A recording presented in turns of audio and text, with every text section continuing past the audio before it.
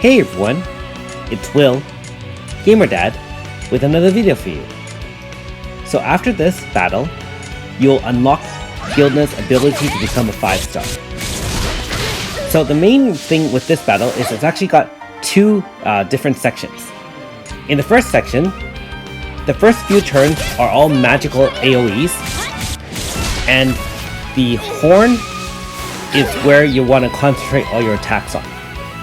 If you attack the body, it will counterattack with an AoE, which basically is going to wipe out your team if you keep on doing that. So just concentrate on the horn with single target attacks. Do not use AoEs of any sort. After the third turn, the battle will change, and Jazelle will say that he's concentrating magical powers in the horn. And when you see this dialogue, that means that the horn will now be vulnerable instead of resistant to everything. It will be vulnerable to blunt attacks. And so, of course, our good friend Amy, which I did say was very, very good, is perfect for this attack with her triple down XL non-elemental damage. If you do have any other blunt type characters, bring them in for this battle. So unfortunately, Serene's AoE Groundbreaker will not be suitable for this battle. I'm using Lokito's single target demonic punch, and you can see that the demonic smash does help with the damage, being that it is blunt.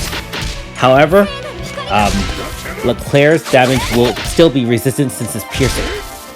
So obviously I don't have a perfect team to defeat it easily, but with Amy as well as Lokito, we are almost done.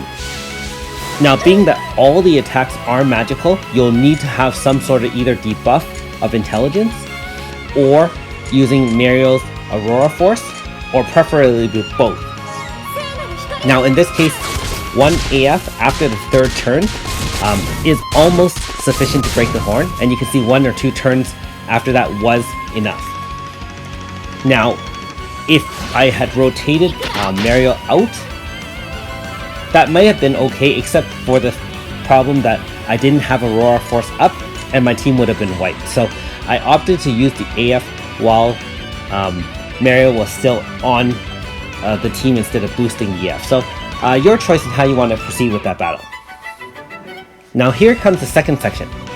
After the horn has been destroyed, Jazelle will turn to boosting itself and taking you down at the same time. So you can see that the hits are quite damaging, and they're a mix of mainly physical attacks. So at this point, he is weak to all sort of physical attacks. So any multi-hit attacks will boost your AF quite quickly. And you can see that he has a moderate damage AoE at this point. But he is boosting his intelligence, and so again, being that he is weak to all forms of attack, try to bring multi-hit attacks such as Leclerc, Azami, as you can see, Amy's triple down, and whatever else you want to bring. And if you have enough triple down, and if you wanted to rotate in characters, you will be able to boost your party's power and or speed to the point where you will be able to defeat Jazelle with one single large AF. Keep in mind also that by hitting him repeatedly with weaknesses, which is all physical attacks, the AF bar will be maintained longer. And you can see with this case, I was able to defeat it with one single AF. So if you do have a good mix of the right characters, especially blunt characters such as Amy, or say some of any other characters you may have, the battle will be pretty straightforward.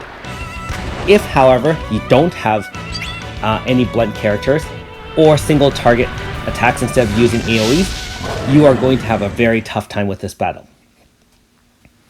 Anyways, I hope this video shows you how to defeat Jazelle. If you haven't already, please like and subscribe to my channel. I really appreciate it. Also, I do have a Patreon account for those who want to support me that way. And so, Jazelle, being that he wanted to challenge Gildna for the throne and lead the Beast Kings, lead the Beasts back into battle with the humans and tried to take over the race, Gildna has now stopped him and concentrated all that hate into his new personal weapon, which is that funky looking sword that he is now carrying. I also did choose to cut out the dialogue before the battle, only because the battle itself is a little bit longer, and you can see the conclusion to this mini side story for Gildna at the end of this boss battle. Anyways, hope you enjoyed the video. Hope this video helps you to beat Jazelle and obtain the ability to get Gildna 5-star. And there we go. He is now able to be a sovereign. Anyways, thanks for watching. We'll see you next time.